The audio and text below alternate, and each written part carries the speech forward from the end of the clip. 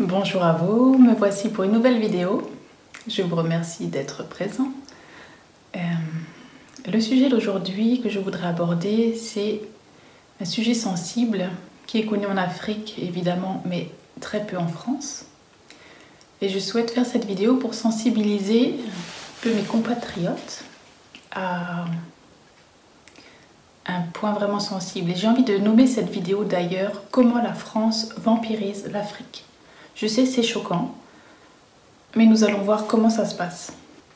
Alors, il y a eu 200 ans de croisade, suivi de 500 ans d'esclavage. Est-ce que c'est vraiment terminé à l'heure actuelle?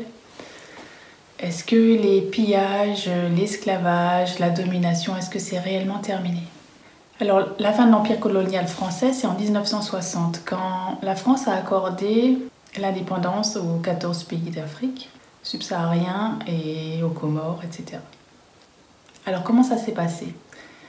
Il faut déjà revenir un peu en arrière, en 1944, à la fin de la Seconde Guerre mondiale.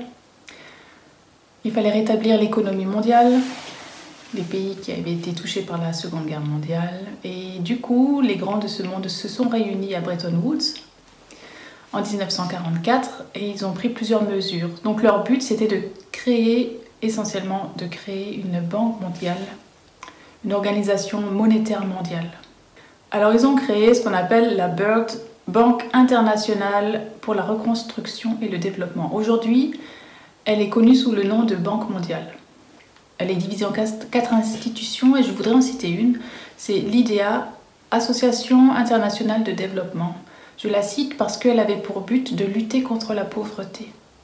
Et lors de ces accords à Bretton Woods, en 1944, a été aussi créé le Fonds monétaire international, donc le FMI, et qui avait entre autres pour but de faire reculer la pauvreté également. Mais pendant ces accords de Bretton Woods, a aussi été créée la plus grande arnaque à ce jour. Et là, je vais nommer le franc CFA, le franc des colonies françaises d'Afrique. Alors après, plus tard, lors de l'indépendance des colonies, il a pris d'autres noms. Il a pris le nom Communauté financière d'Afrique ou Coopération financière en Afrique centrale, suivant les pays concernés.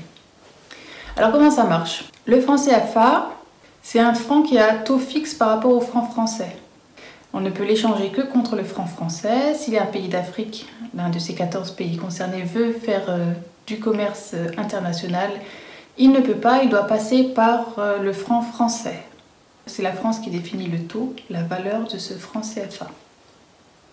Alors, au départ, en gros, je vais vous dire en gros, pour un franc CFA, on recevait 2 francs français. Donc le franc CFA, au départ, valait 2 fois plus que le franc français. En 1960, juste avant l'indépendance accordée à ses colonies, juste avant, la France opère une dévaluation du franc importante, celle qui est passée de l'ancien franc au franc lourd.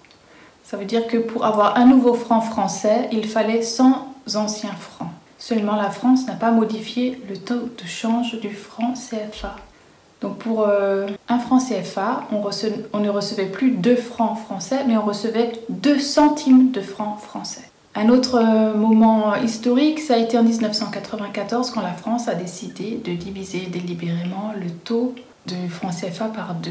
Donc en 1994, lorsqu'on avait un franc CFA, on recevait 1 centime de franc français. Quelques années plus tard, le passage à l'euro en 1999, la valeur du franc CFA a encore été divisée par 6,55. La valeur donc, le passage du franc à l'euro. Il fallait 6,55 francs pour obtenir 1 euro.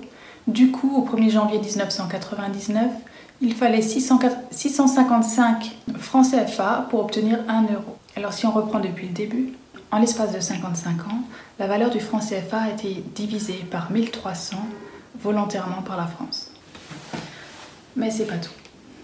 Les pays membres de la zone franc doivent chaque année déposer la moitié de leurs réserves de change au Trésor français. Ça veut dire qu'ils doivent donner la moitié de leur liquidité au Trésor français. Au total, ce que la France pille à l'Afrique chaque année représente environ 440 milliards d'euros. 440 milliards d'euros que la France vole à l'Afrique chaque année. Alors à côté, les aides humanitaires ne sont que des broutilles à côté de ce que la France pille. Elle donne d'une main et elle vole de l'autre. Alors écoutons les aveux de Jacques Chirac. On oublie seulement une chose, c'est qu'une grande partie de l'argent qui est dans notre porte-monnaie vient précisément de l'exploitation, depuis des siècles, de l'Afrique. Pas uniquement, mais beaucoup viennent de l'exploitation de l'Afrique. Alors, il faut avoir un petit peu de bon sens, je ne dis pas de générosité, de bon sens, de justice, pour rendre aux Africains, je dirais, ce qu'on leur a pris, d'autant que c'est nécessaire si l'on veut éviter les pires convulsions ou difficultés avec les conséquences politiques que ça comporte dans le prochain avenir. Voilà, l'ancien président français, c'est de quoi il parle. Alors c'est très étonnant, toutes ces histoires qui arrivent en Afrique, parce que lors des accords de Bretton Woods, il y avait une institution qui avait été créée, que j'ai citée tout à l'heure, il s'agit de l'IDEA, donc l'Association internationale de développement. Elle avait pour but de lutter contre la pauvreté. Et la création du FMI, pareil, il fallait faire reculer la pauvreté. Alors, nous sommes en droit de nous poser la question, lutter contre la pauvreté de qui? Faire reculer la pauvreté de qui? Alors, ce que je vous propose, c'est de regarder de plus près ce qui se passe au niveau de la Déclaration des droits de l'homme. Donc, la Déclaration des droits de l'homme, qui a été adoptée par l'Assemblée nationale en 1789, qui est concernée par ces droits de l'homme. Alors, je vais vous lire les propos de Louis Salamolins, c'est celui qui a exhumé le Code noir dont nous parlerons tout à l'heure. Il dit, donc parlant des Lumières, donc le siècle des Lumières, le siècle de la Constitution des droits de l'homme. Mais il faut qu'on sache que lorsque les Lumières disent l'homme, l'homme des Lumières n'est surtout pas le nègre aux colonies.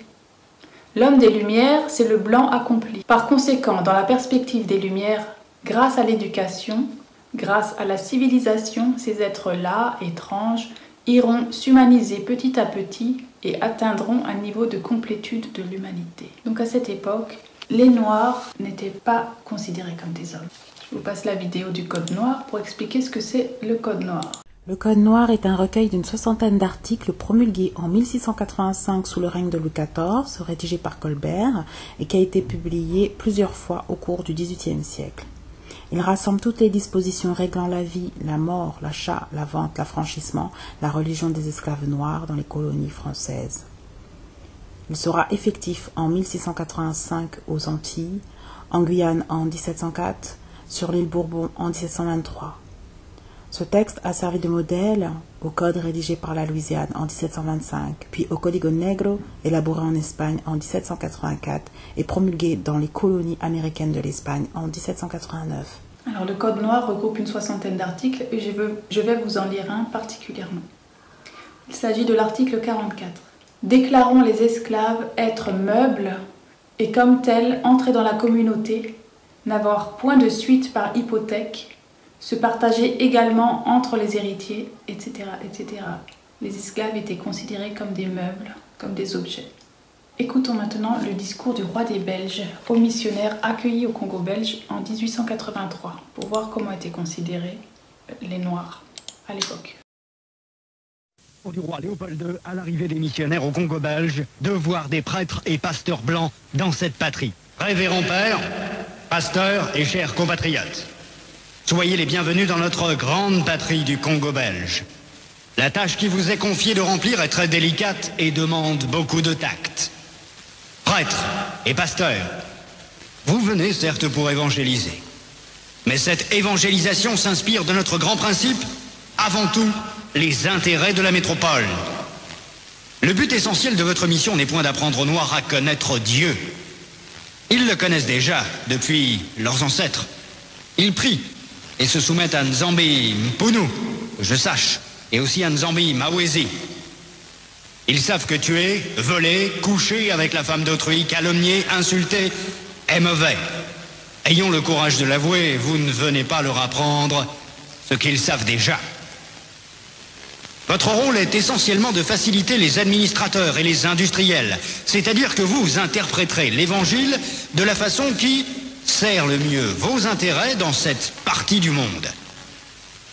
Pour ce faire, vous veillerez entre autres à désintéresser nos sauvages noirs des richesses dont regorge leur sous-sol, afin d'éviter qu'ils s'y intéressent ou qu'ils nous fassent une concurrence meurtrière, rêvant un jour à nous déloger de cette partie avant que nous ne nous enrichissions.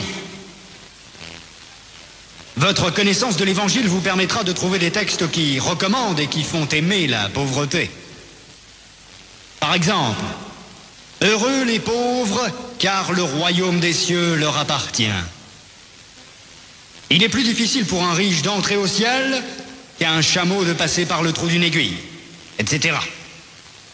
Vous ferez donc tout pour que les nègres aient peur de s'enrichir pour mieux mériter le ciel. Les soutenir petit à petit pour qu'ils ne se révoltent jamais un jour. Les industriels et les administratifs seront obligés de se conformer à ce que je vous recommanderai, à vous prêtres et pasteurs blancs, de temps en temps, pour vous faire craindre, de peur de courir à la violence, injurier, battre. Il ne faudra pas que les nègres ripostent ou se nourrissent de vengeance. Pour cela, vous leur enseignerez par tous les moyens et vous insisterez pour qu'ils suivent l'exemple de tous les saints qui ont tendu les joues, qui ont pardonné les offenses, qui ont reçu les crachats et les insultes sans tressaillir. Il faudra les décourager et les détacher de tout ce qui pourrait leur donner le courage de nous affronter. Je songe ici spécialement à leurs nombreuses fétiches de guerre qu'ils prétendent ne point abandonner. Votre action doit porter essentiellement sur les jeunes, afin qu'ils n'hésitent point de nous saluer. Quand le commandement du Père est en contradiction avec celui des missionnaires, qui sont les pères spirituels de leurs âmes, vous insisterez particulièrement sur la soumission et l'obéissance, même aveugle. Cette vertu se pratique mieux quand il y a absence de critique. Apprendre aux élèves à croire et non à raisonner. Ce sont là, chers prêtres, pasteurs et compatriotes, quelques-uns des principes que vous appliquerez sans faille. Vous en trouverez beaucoup d'autres dans les livres et textes qui vous seront remis à la fin de cette séance.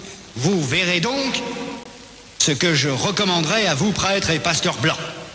Évangélisez les Noirs jusqu'à la moelle des os, afin qu'ils ne se révoltent jamais contre les injustices que vous leur ferez subir. Faites-leur réciter chaque jour « Heureux ceux qui pleurent, car le royaume des cieux leur appartient ». Convertissez les Noirs au moyen des chicottes. Gardez leurs femmes à la mission pendant 9 mois, afin qu'elles travaillent pour vous. Courtisez-les s'il le faut. Et exigez ensuite à ces convertis qu'ils offrent en signe de reconnaissance des bonnes viandes, poules, coqs et œufs, chaque fois que vous visitez leur village. Faites tout pour éviter que les Noirs ne deviennent riches.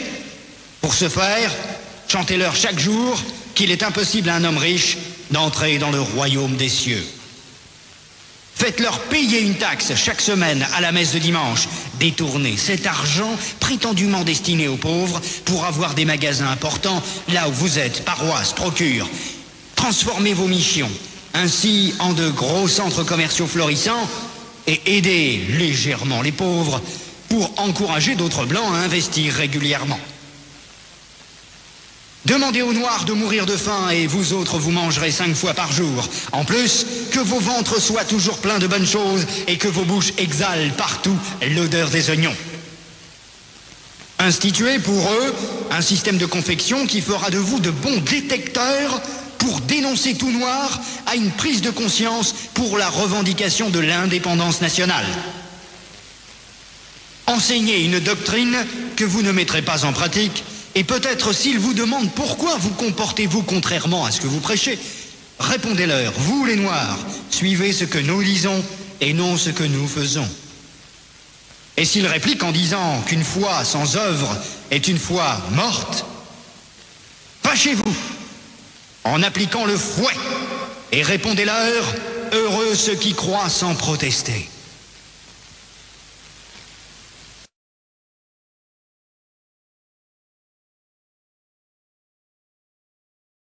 Dites-leur que les statuettes que vous gardez chez vous sont l'œuvre de Satan.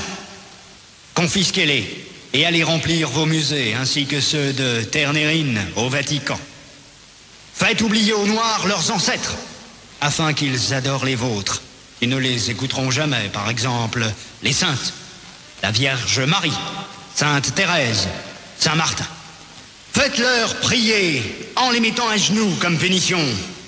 Et obligez-leur à réciter le chapelet 10 fois ou plus. Ne présentez jamais une chaise à un Noir qui vient vous voir. Ne l'invitez jamais. Donnez-lui tout au plus une cigarette. Ne l'invitez jamais à manger avec vous, même s'il égorge pour vous une poule ou un coq, chaque fois que vous arrivez chez lui. Bref, lorsque vous aurez accompli tout cela, notre pays, la Belgique, sera très riche, et c'est plus tard seulement, lorsque les Noirs auront compris que nous essayerons de les aider pour l'amour de Dieu, car on ne réveille pas un chat qui dort. Je vous en remercie vivement, le roi des Belges, Léopold II. Alors la vision des Occidentaux a-t-elle changé par rapport au discours du roi des Belges? C'est ce que nous allons voir maintenant, avec cette vidéo d'un proche de Nicolas Sarkozy. Là, pour vos photos, vous allez faire comment? Mais vous n'avez pas été ce week-end? Vous êtes au courant de ce qu'il y avait ce week-end? Le mariage de Mamzi Diarra, le parrain? De qui? Le parrain.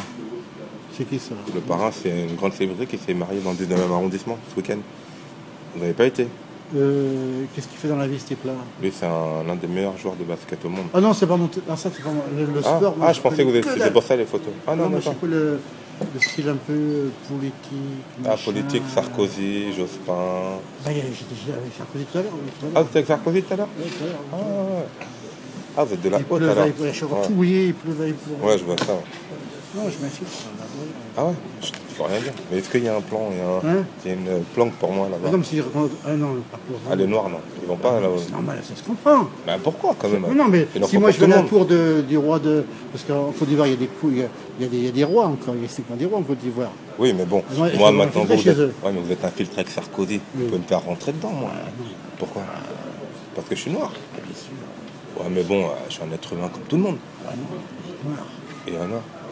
Pas pareil. Ah si, c'est pareil. Non, mais c'est entre nous, il faut répéter. Entre nous, il faut le répéter. Non. Bah si, c'est pareil. C'est entre nous, il faut répéter. Oui, entre nous, ouais. Mais pourquoi? Officiellement, on dit oui, c'est pareil, mais en réalité... Pourquoi? Mais pourquoi les noirs, ils sont... Parce que c'est comme ça, il n'y a pas à discuter. Mais pourquoi il n'y a pas C'est nous qui avons décidé ça. Ah d'accord. Lieu. Donc c'est vous qui décidez tout en Oui, c'est la haute. entre nous. Pour l'instant, on est dominant. Pour l'instant. Ouais. Mais pourquoi vous êtes dominant? Parce qu'on a détruit tout le monde. Il y a 200 ans, 300 ans, à peu près environ. Donc les noirs, c'est de la merde. Quand on a eu la connaissance de la poudre à canon, oui, ouais. Par les Chinois ou par les Arabes, enfin, on a acquis toute leur connaissance. Alors là, on a maximum, je boum. Ah ouais, d'accord. Mais là, en fait, les noirs, ils sont bons à rien, quoi. J'ai pas le droit de vous le dire, ça. Oui, mais entre nous, on s'en fiche, on se connaît pas. Voilà, en gros, ils sont bons à rien. C'est ce qu'ont lieu. C'est ce qu'ont lieu et sa conclusion dans lieu. Mais c'est entre nous, mais ne le répétez pas. Ah, je vais pas le répéter, voyons. Jouer les jeux des blancs. Il faut toujours jouer les jeux des blancs. Il faut jouer le jeu des gagnants. Bah, donc moi, les noirs, je joue le jeu des des perdants. gagnants. Moi, je joue le jeu des gagnants. Donc les noirs, c'est des perdants. Dites-le, avouez-le. On est entre nous. Bien sûr, mais il y a quelques noirs qui sont intelligents qui jouent le jeu des gagnants. Mais eux, c'est des corrompus parce qu'ils retournent leur veste. Il faut être non, c'est à notre époque. Ouais. En gros, les noirs, ils sont bons à rien, quoi. Ça, personne ne vous le dira vraiment, monsieur. Mais vous, selon vous.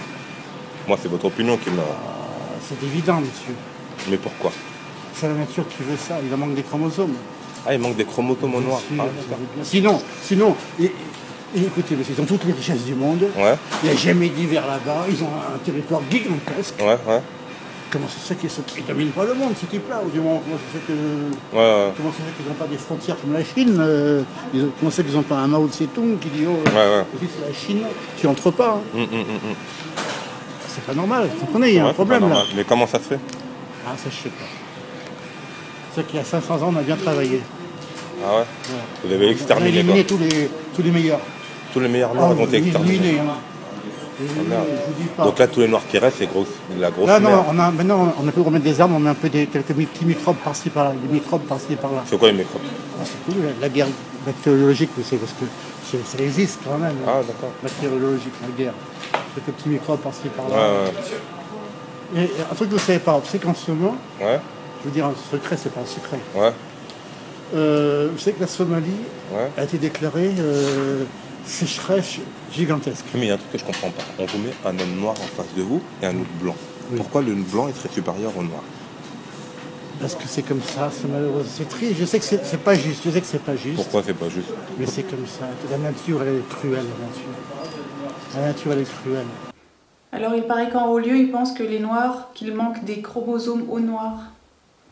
Alors à votre avis, qui considère-t-il comme étant des hommes dans la Constitution des droits de l'homme? Et du coup, la Banque mondiale, contre la pauvreté de qui lutte-t-elle? C'est des bonnes questions. Hein. Et c'est pas fini, c'est que le début. Parce que maintenant, la Banque mondiale investit dans une carte qui s'appelle la carte à 1 milliard. Elle a pour but de répertorier précisément les ressources du sous-sol africain. Il faut savoir qu'en Afrique, il y a les plus grosses richesses au monde, entre l'or, le diamant, le pétrole, l'uranium, le cobalt, et j'en passe. Le sous-sol africain est une richesse mondiale. Et c'est pour ça que l'Afrique est un enjeu politique. Je vous laisse visionner cette dernière vidéo concernant justement cette carte à 1 milliard.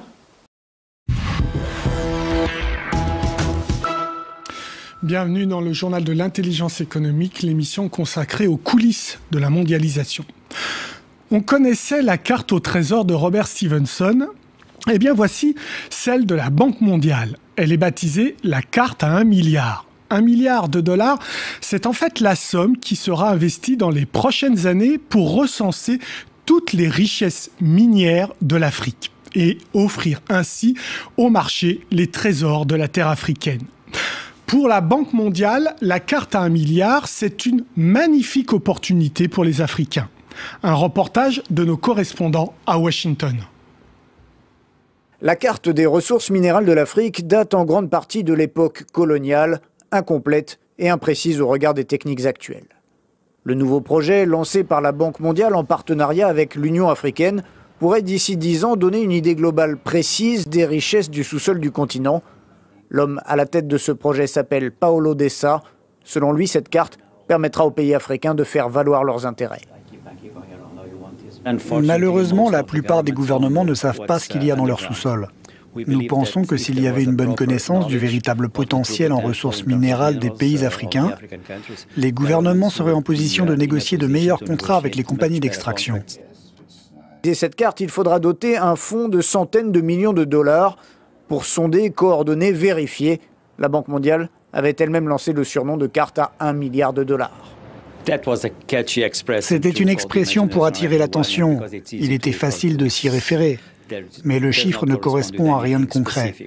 Certains pensent que c'est la valeur des ressources minérales que l'on pourra découvrir grâce à ce projet. Mais nous pensons que la valeur des ressources qui peuvent être révélées peut être bien plus élevée que ça, de l'ordre de milliers de milliards de dollars. D'autres estiment que c'est ce que coûterait la réalisation de cette carte.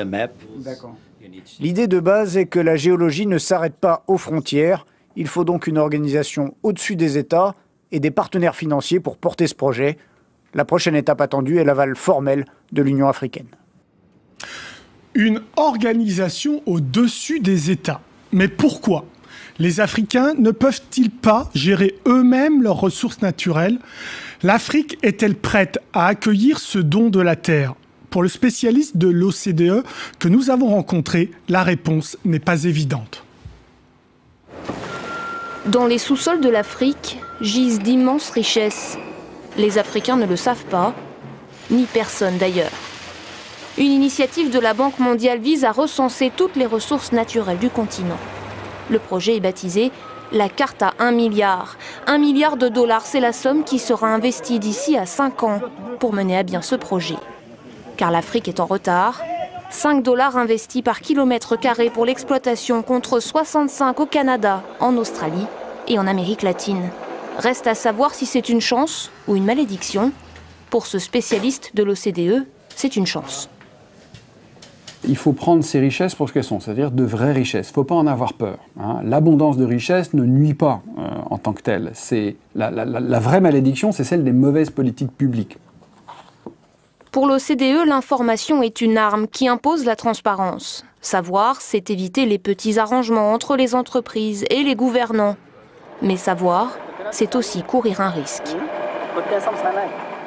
La découverte de richesses peut nourrir des conflits. Je ne pense pas c'est elle qui les crée, mais elle peut servir de détonateur à un certain nombre de conflits qui peuvent être très meurtriers. L'Afrique est-elle prête à recevoir ce cadeau de la Terre ? Sa gouvernance est-elle suffisamment solide pour résister à la pression et à la loi des multinationales ? Il faut bien comprendre que les ressources minières ou les ressources énergétiques en Afrique, elles ne sont pas exploitées par les États eux-mêmes ou très rarement, sauf en Afrique du Sud, par des entreprises africaines. Ils sont très dépendants des moyens technologiques et financiers de grandes entreprises européennes, américaines, chinoises, malaisiennes, que sais-je. Autrement dit, le citoyen africain est souvent exclu du partage des richesses. Les dirigeants politiques et les multinationales risquent donc d'être les grands gagnants de cette carte à 1 milliard. Bien, avec moi sur ce plateau, Grégoire Niodet, bonjour. Vous êtes chargé des questions financières au Secours catholique et Caritas France et vous êtes l'un des membres de la coalition internationale de la campagne internationale qui est intitulée « Publiez ce que vous payez ». Donc, c'est quoi votre démarche dans cette campagne internationale « Publiez ce que vous payez » ? Je pense que le titre résume très bien ce que ça veut dire. C'est une campagne qui est née donc il y a une douzaine d'années pour justement demander aux compagnies du secteur extractif, donc mines, gaz, pétrole, et de plus en plus forêt, ce qu'elles versent au gouvernement pour qu'ensuite on puisse demander des comptes sur l'utilisation de ces ressources.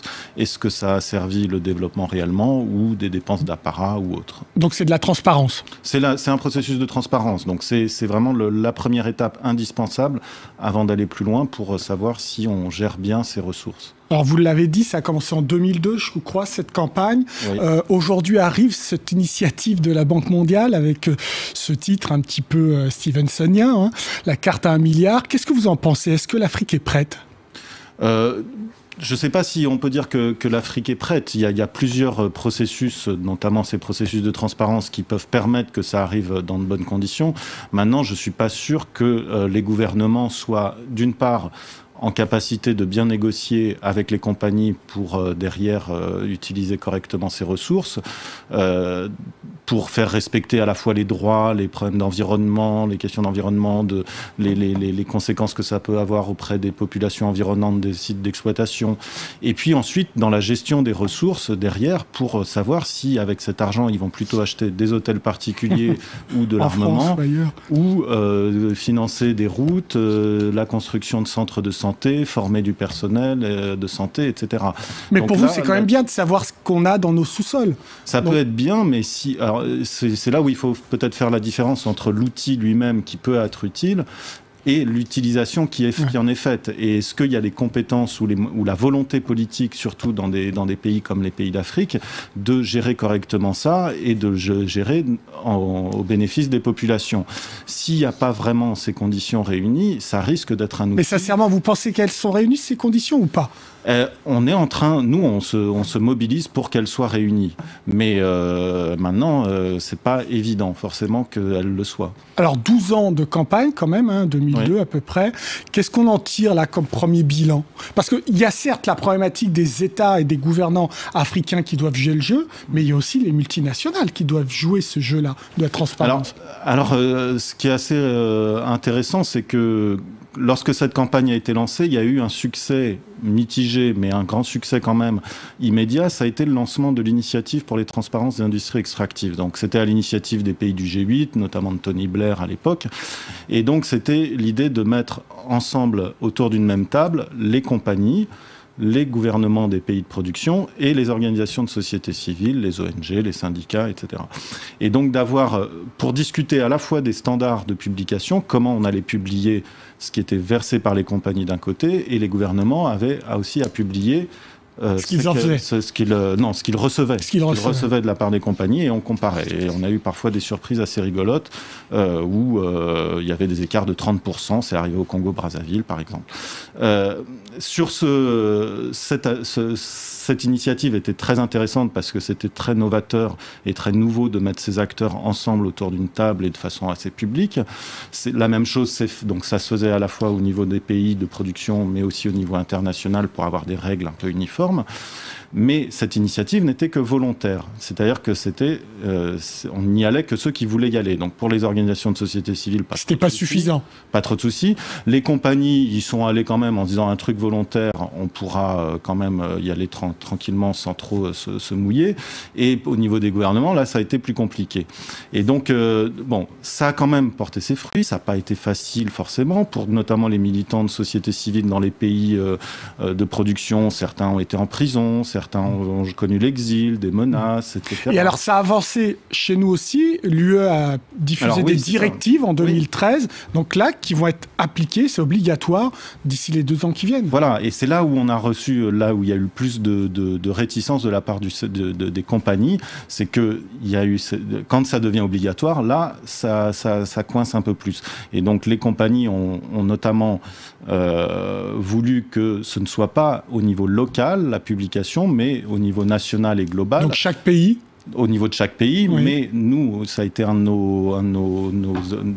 nos chevaux de bataille assez important, c'est de l'avoir aussi projet par projet pour que les collectivités, les communautés locales puissent aussi avoir cette information et autour des sites de production, puissent aussi demander des comptes sur les ressources qui sont sorties de leur sous-sol. Donc je disais directive européenne de 2013, est-ce qu'elle a été appliquée dans le champ national, par exemple en France ? En France, ça vient d'être voté, comme on dit, transposé, c'est-à-dire un droit européen qui est transposé en droit national. Il y a cette même... en fait, c'est parti aussi des États-Unis dans le cadre de la loi sur la régulation en 2010, mais ça a pris du retard depuis, et notamment parce que le lobby pétrolier américain a porté plainte contre cette réglementation. Et ça a été transposé au niveau britannique, au niveau français et au niveau allemand. Donc on est à peu près dans les clous. Et donc on aura les premiers chiffres à partir de 2016 sur l'année 2015. Ils seront publics ? Ils seront sur les sites internet des compagnies et normalement on espère que ce sera dans des formats utilisables et qui pourront être facilement diffusés auprès des populations locales. Eh bien, on suivra cette affaire. Oui. Merci Grégoire Niaudet. L'émission est terminée, mais comme d'habitude, vous pouvez nous retrouver sur france24.com. En attendant, restez avec nous, car l'information continue. Au revoir. Alors, en conclusion, j'aimerais nommer l'adage français. En France, on n'a pas de pétrole, mais on a des idées. Et aujourd'hui, on comprend mieux pourquoi cet adage. On a des idées pourquoi.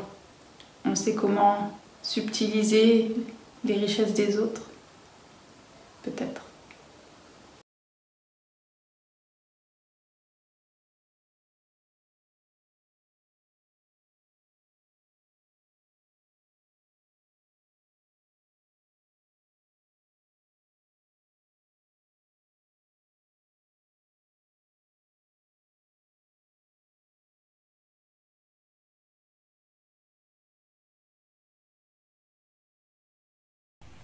One thing that keeps me puzzled, despite having studied finance and economics at the world's best universities, the following question remains unanswered.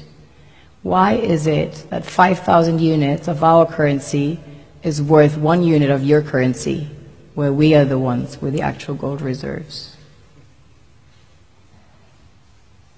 It's quite evident that the aid is in fact not coming from the West to Africa, but from Africa to the Western world.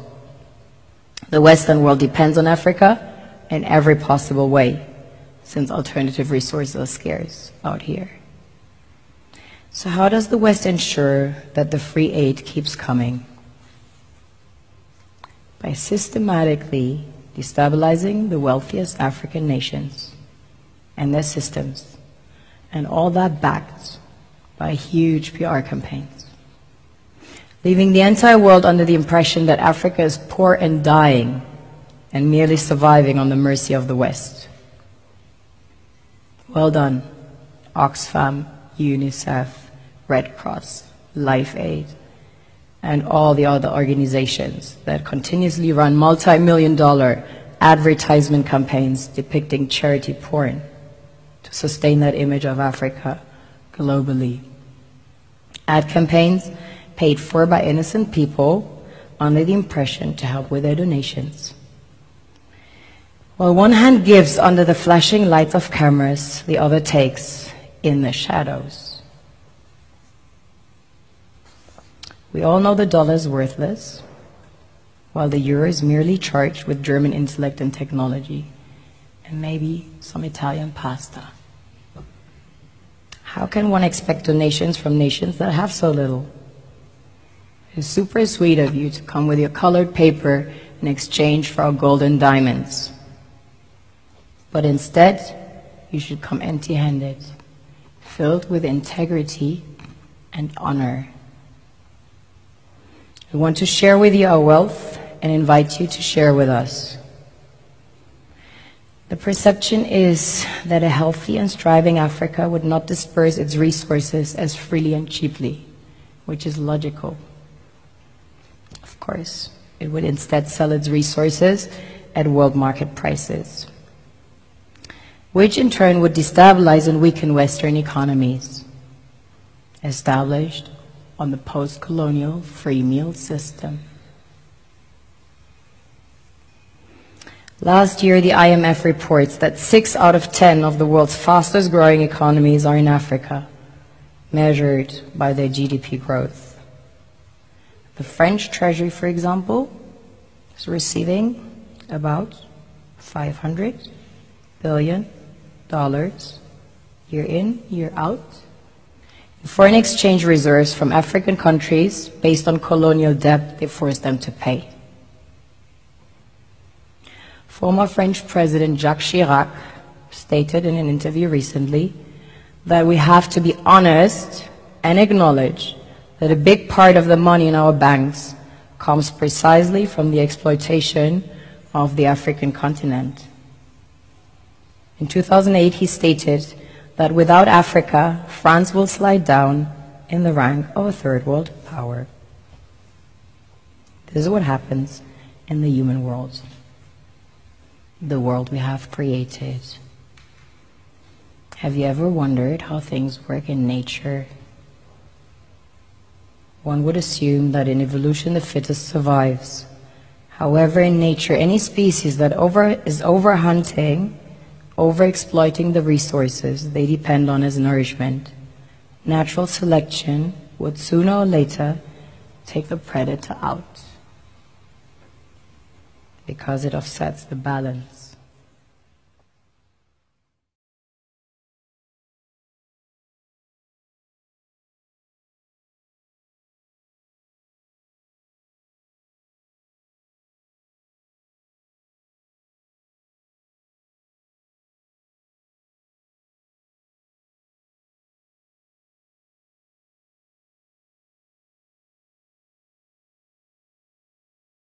On oublie seulement une chose, c'est qu'une grande partie de l'argent qui est dans notre porte-monnaie vient précisément de l'exploitation, depuis des siècles, de l'Afrique. Pas uniquement, mais beaucoup viennent de l'exploitation de l'Afrique. Alors, il faut avoir un petit peu de bon sens, je ne dis pas de générosité, de bon sens, de justice, pour rendre aux Africains, je dirais, ce qu'on leur a pris, d'autant que c'est nécessaire si l'on veut éviter les pires convulsions ou difficultés avec les conséquences politiques que ça comporte dans le prochain avenir.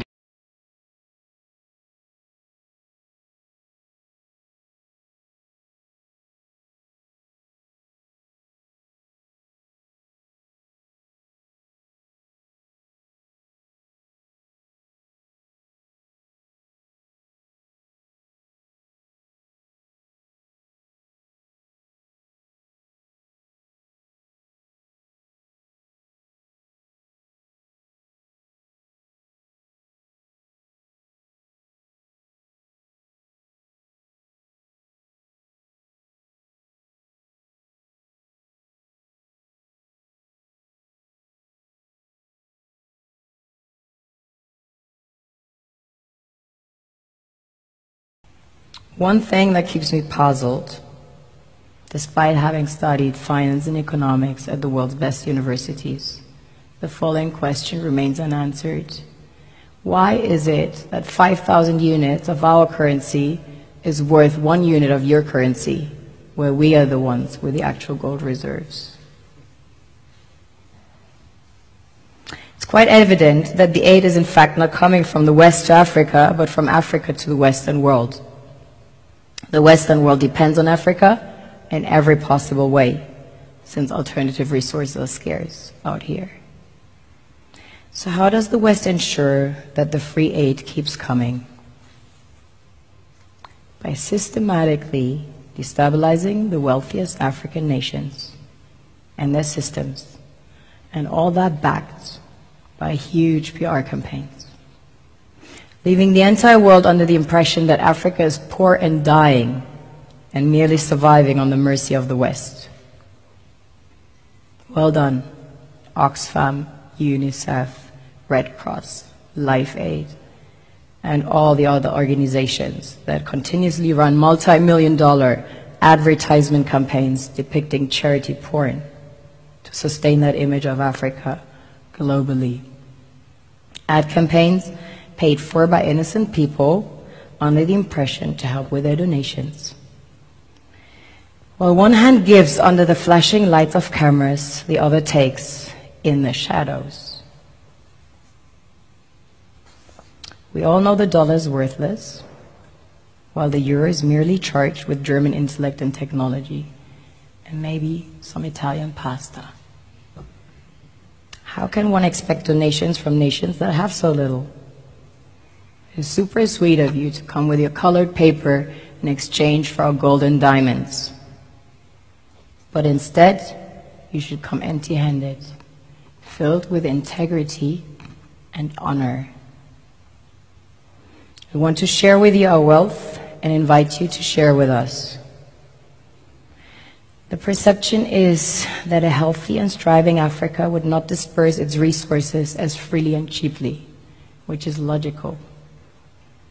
Of course, it would instead sell its resources at world market prices, which in turn would destabilize and weaken Western economies, established on the post-colonial free meal system. Last year, the IMF reports that 6 out of 10 of the world's fastest growing economies are in Africa, measured by their GDP growth.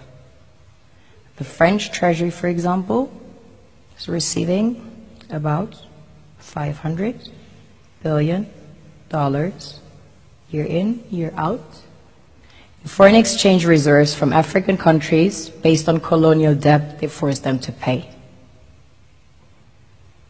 Former French President Jacques Chirac stated in an interview recently that we have to be honest and acknowledge that a big part of the money in our banks comes precisely from the exploitation of the African continent.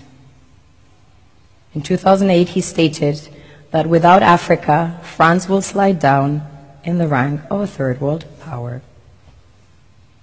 This is what happens in the human world, the world we have created. Have you ever wondered how things work in nature? One would assume that in evolution the fittest survives. However, in nature, any species that is overhunting, overexploiting the resources they depend on as nourishment, natural selection would sooner or later take the predator out, because it offsets the balance.